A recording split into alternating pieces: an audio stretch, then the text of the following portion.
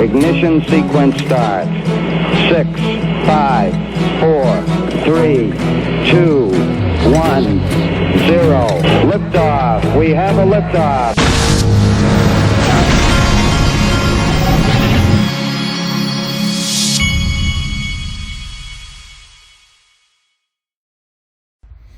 Hey everybody, this is the Digital Asset Investor, and before we get going, I wanted to make you aware of this painting called the Trip 2016.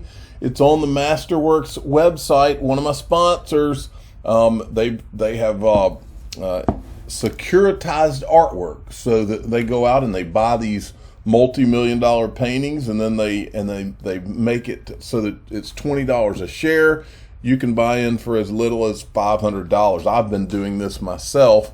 I'll put a link to this in the top of the description so you can check it out. This is big stuff right here. This was from Digital Perspectives this morning. Watch this. This is from Moja Loop. If you go to their YouTube channel, this is from Moja Loop, which is the Gates Foundation. The world is moving towards real-time settlement. And now, with the advent of central bank digital currencies, it will become reality in the not too distant future, when no liquidity will be required to be positioned in a receive market ahead of time. An open regulated global payment internetwork sits above all existing networks and will pass through account addressing and tokenized compliance to all existing and new regulated payment networks. All data will be encrypted and no data will be stored. This is not designed to replace any existing networks. The goal is to connect all existing and new networks to form one global inter-network. Folks, we've tried to tell you, I'm going to let you take I put this in a tweet so that you can take a very close look. Sits above all existing networks. It's called Project Nexus. World Bank, Moja Loop Foundation, Visa, MasterCard, CeeLo, which is another one of the digital assets that you ought to be something worth taking a look at. In fact, I had some. I don't have any now, but I'm going to accumulate some of that too. Ripple and Stellar. I have told you for 4+ years now. Ripple and Stellar. There's a reason I have not been able to stop talking about these two. Something about these two. I've not been able to let it go. And the reason is because amidst all the things that did not make sense, whether it's a Luna or an Ethereum proof of work or Bitcoin that doesn't work and is slow and expensive and all that, what made sense to me, what always made sense in the midst of all of that BS was Ripple and Stellar. And there's a handful of others that make sense, like Cardano's always made sense. Always been impressed with Charles Hoskinson. But what never made sense is this idea that these first two proof of work things that had all these flaws, that was it. Oh, and the media tried to convince you, oh, that's it. But CNBC all the time. That's all they would sell to you. And it never made any sense, and it still doesn't make any sense. And all the shadiness that we've seen in this space is around all of those things, and all the while, those same people that were telling you how great Bitcoin and Ethereum were, those same people were pointing at Ripple and saying, oh, well, that's shady, that's a scam. Lies, folks, lies. And I don't do lies. I do what makes sense. And this has made sense from day one to me. Ashish Birla says, believe when others do not. So I guess right in the middle of this market that seems really tough and scary and all of that, well, I'll tell you this from experience, folks. Whether it's crypto or anything else, I've always done best when I ignored the opinions of everybody and stuck to my guns with what made sense, folks. Another way to say what Ashish Birla says here is this. Most of the important things in the world have been accomplished by people who have kept on trying when there seemed to be no hope at all. Now, folks, I'm telling you, and I'll say it again, I said it the other day, what I'm doing is I am in the, right now I'm in the, and I'm looking at, look, there's the official cool guy and Brad Garlinghouse, and they're rowing across. Look, there's TAIG, there's Brad Combs. Look, there's John Deaton. They're all rowing across the, is that Clint Eastwood? No, I think that's Crypto Cowboy, I think he goes by, and I don't see who these other people are. But I just noticed that graphic. But anyway, we are right now is the perfect opportunity. This is where the opportunities lie. The opportunities are not when everything is going up and going crazy. Trust me on that one. Now, something I wanted to remind everybody of. So as far as we know, Flare is supposed to drop on July the 4th. That's the last thing that I heard. Now, Coinbase, and I think the date is significant.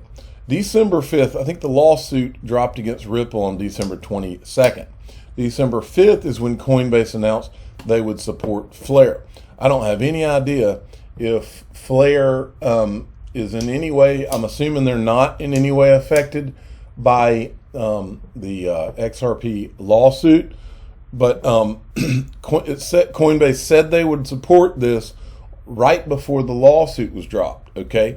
We've heard absolutely nothing from them to my understanding since then. Well, I think that Ripple is fairly confident that XRP is not a security, and that did not stop Coinbase from delisting XRP. And so a common sense question for me is Coinbase going to support? Are they going to let us get our Flare? They did not let us get our Songbird.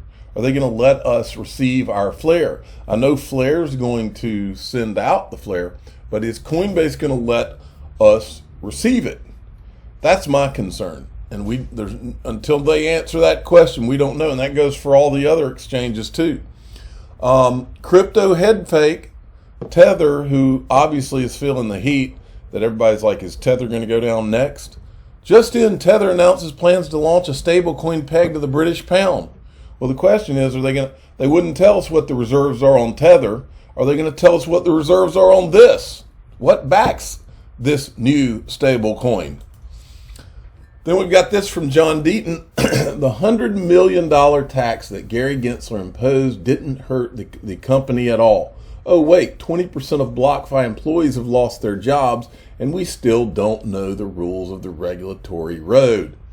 If they had a spine made of titanium, they would have joined the Ripple lawsuit, saving themselves the $100 million fee and dramatically increased the number of users of their platform from support of a huge XRP community. But Yasin, the one problem you have here is these people, all of these people, and they're all in a group. They are all in one big group, and they invest together, and they have the media. The same people behind Bitcoin and Ethereum and acting like those are the two greatest things are behind several of these companies. I can't prove it. Well, I can kind of prove it. I can show you some of it.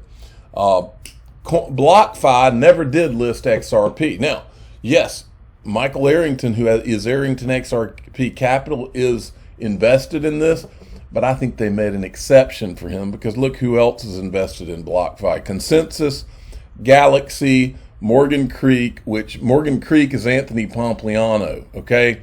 These are the I think some of the early investors in this. BlockFi never listed XRP, so I'm not going to be sitting around feeling sorry for BlockFi. I'll be honest with you.